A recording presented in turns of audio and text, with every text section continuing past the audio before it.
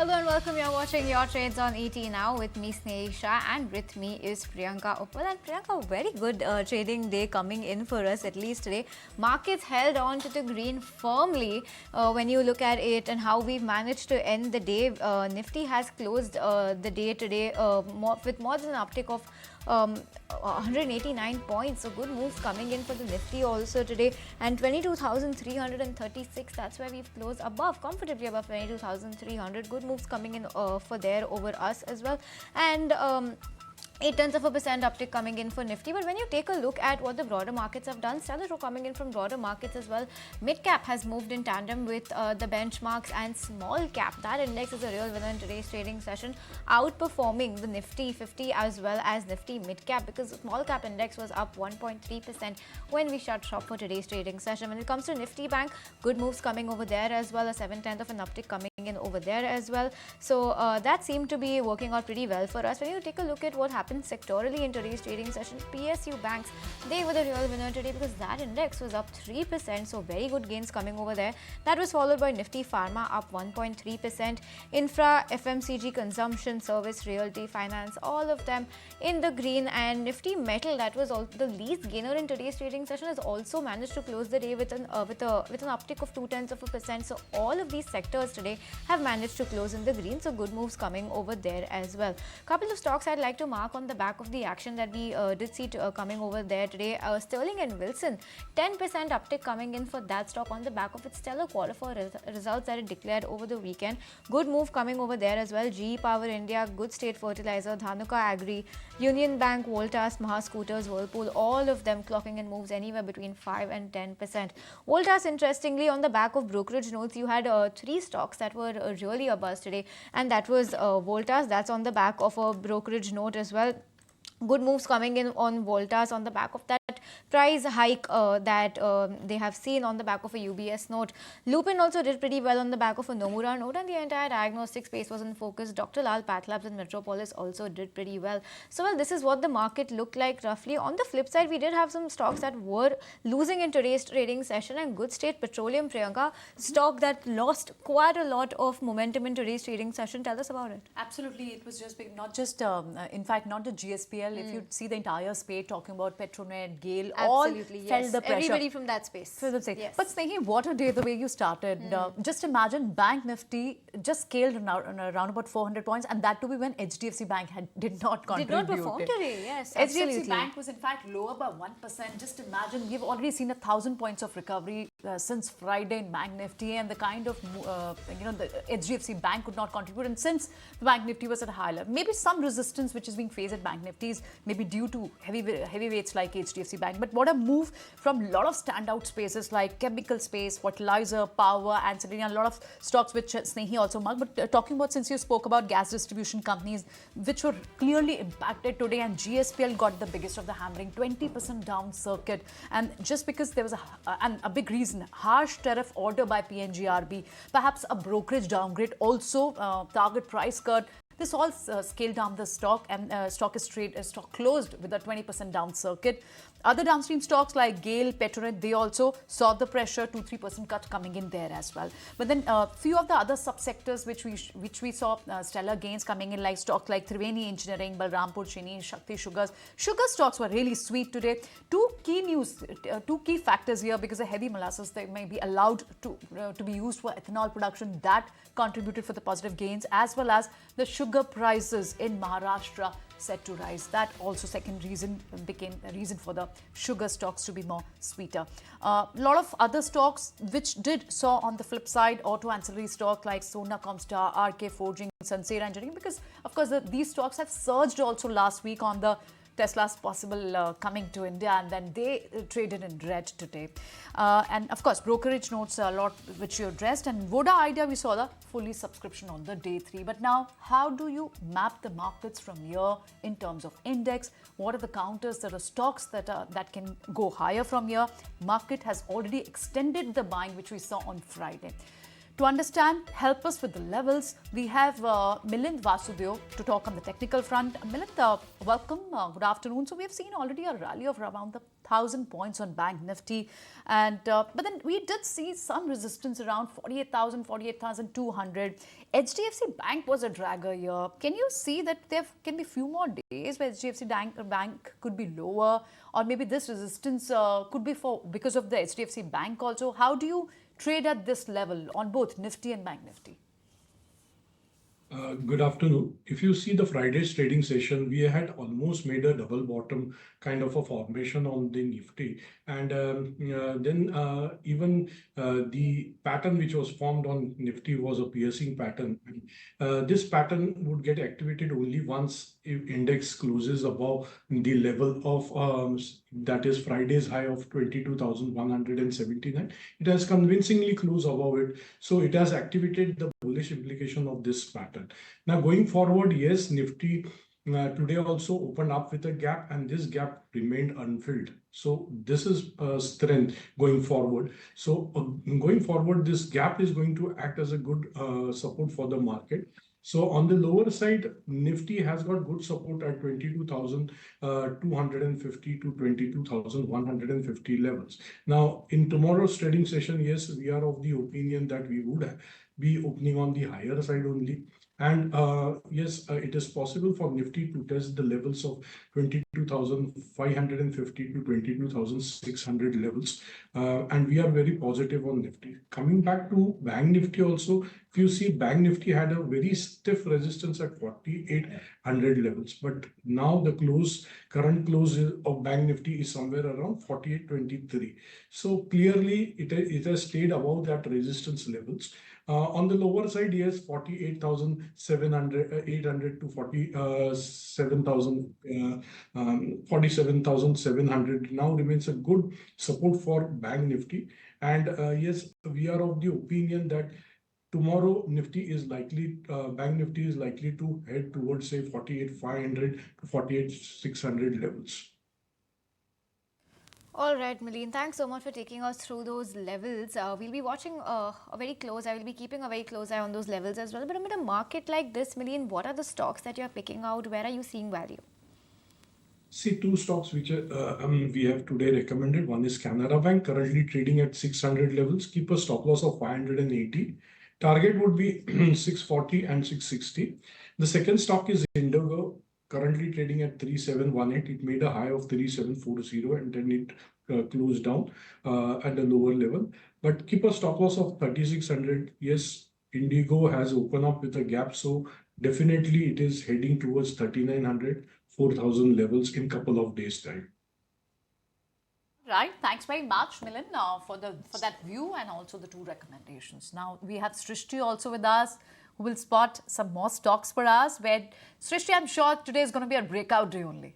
Well, yes, absolutely. What a good day for the markets, and both the counters are on the breakout side because the summer theme in the market is really hot. You will see stocks like Havells, Voltas performing so very well, and from that space we have chosen Crompton's Grieve Consumers because if you will see, this is the weekly chart that you are seeing on screen. The stock has been facing some pressure but is now trying to find a base and make a base around that 250, 280 odd range. But in today's trading session, what was interesting to note is that the stock was seen to be at its 12-month high. Not just that, on the weekly side, you will see the stock managed to move above its 20-day moving average, managed to cross the highs of so many weeks now, and especially the past 2 weeks. And today's move was also supported by the long build-up on the derivative side. So these factors that we have analyzed about Crompton Grieve Consumers, and hence we are highlighting this on the breakout side. Moving on to the next one, and that is Polycab India, clearly in an uptrend for so many days now, but seems like that the stock is getting ready for some more up move. We'll have to wait and see that if that happens or not. But for today, more than 2% move coming in on Polycab India. The stock managed to break above its consolidation that we were seeing for the past so many days now, bounced from its 20-day moving average as well as long build up on the derivative side. So these are the two counters on the breakout side. Back to you.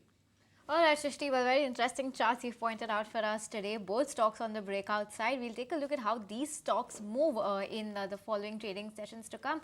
But let's get a move on then and slip into the segment from the word from the wise. And today that happens to be Kenneth Andrade, the founder and CIO at Old Bridge Capital Management. And he says that he spends a significant amount of time watching the small and the mid-cap space. Let's listen into why he thinks one needs to tread carefully while they're heading into this space. Listen in. Most of my life watching this space, whether it's small caps or mid caps, and I've seen this come up in the past. So I think you got to tread careful when you head into these entire head into allocating money into all of these companies. And to be fair, the mortality risk in this category of businesses, it is high. It is extremely high. So buying at high valuations is not something that I subscribe to. So when you are in this industry or when you're in this category of companies, you have to be very cognizant of the fact that you got to buy it with a very high margin of safety, and you need to know what you do, right? So this is a place that I choose to be in because this is essentially where you get the $100 million companies becoming $1 billion companies, and there are enough of minefields out there. So valuations today on a broad basis is high. I would like to see this category of companies actually consolidate. I would expect this year to be quiet for this segment of the entire market. Till now, it hasn't. It's been reasonably quiet still. And in 2025, I do see a large part of these industries these small companies from this segment of the market getting back to profitability, which is reasonably large. All right, quite interesting view coming in from Kenneth. In fact, he spoke about Pharma will hit an all-time high this year in terms of profitability and cash flow also. We slip in for a small break. More to come on the other side of the break. Don't go anywhere.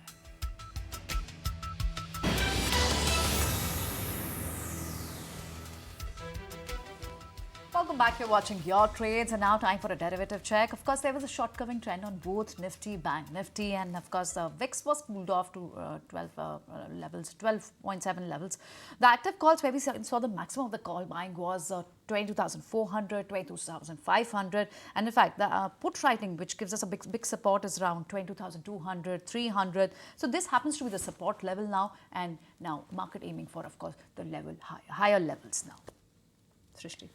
Well, all right, let's get a move on then and talk about the big story of the day, and it has to be the entire sector that has been affected by this PNGRB revision when it comes to the high pressure grid tariffs. They've gone ahead and cut that by 47%, and one stock that has suffered really badly on the back of this norm has been GSPL, down almost 20% in today's trading session. So let's understand why this has happened. What is the relation between GSPL and PNGRB? Samit is here to explain all of that. Samit. Well, for GSPL, if you see the 20% lower circuit that we are seeing in the share price is the biggest fall at least in the last 16 years, and this is post PNGRB has reviewed the high pressure pipeline tariffs for GSPL. Now this review has been done after a gap of nearly 6 years, and tariffs have now been set at around 18.1 rupees per MMBTU, and this will be effective from the 1st of May. Now compared to earlier rate, which was at around 34 rupees per MMBTU, the prices have been cut down by around 18%. But what is more important here is that GSPL had asked for a tariff of nearly 50.7 rupees per MMBTU, and as against that, PNGRB has approved a tariff of just 18 rupees, which is a cut of nearly 64% as against what PNGRB had demanded.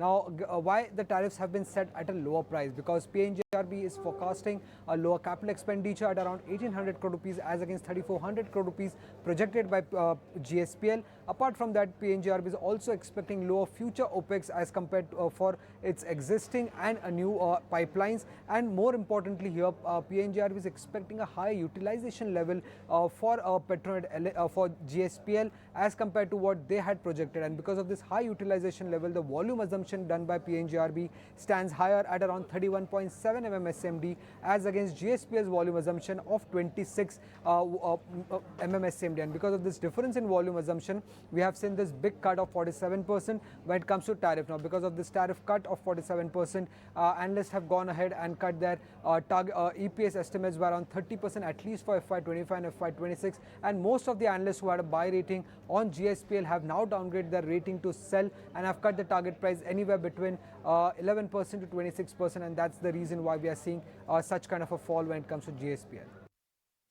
All right, Swami, thanks so much for taking us through that, breaking down that story and helping us understand the implication and why we saw this stock move when it comes to GSPL today. But we also caught up with Gajendra Singh, the member of PNGRB, who says that the tariffs will be reviewed in a year. Listen into what he had to say about the tariff, its implication on GSPL, as well as GAIL, because GAIL's revenue pipeline tariff is also on PNGRB's radar next. So listen into what he had to say. Last time this tariff was worked out on 2018, what we declared. That time the capacity GSPL submitted that the volume flow will be 23 mmSCMD. But we considered 26 million and the tariff was worked out and the levelized tariff was 34. Later on what we have seen that volume has raised, the company did excellent. They could reach up to 30 million. We have given this job to the expert agency, that is Engineers India Limited, to carry out the capacity assessment for all the companies. So they did this capacity assessment because number of entry and exit point has increased. So that capacity was worked out at 36 million. So that was also another factor. So if you see that overall, what they are getting, I mean, if there is some surprises, if volume gets declined, what they are saying, then we will review in 1 year. And we will revise, then we will see other factors also. Through expert agency, we have assessed the capacity. What is going to be the capacity? Now, this capacity has been given to the GAIL also. Now, look, through expert agency, this is the capacity. Now, based on this, now we will ask GAIL to submit their tariff number, okay? And then public consultation process will be there, and then we will work out. So it will take a time. Normally it takes 2-3 months time. So it will be worked out on based on that.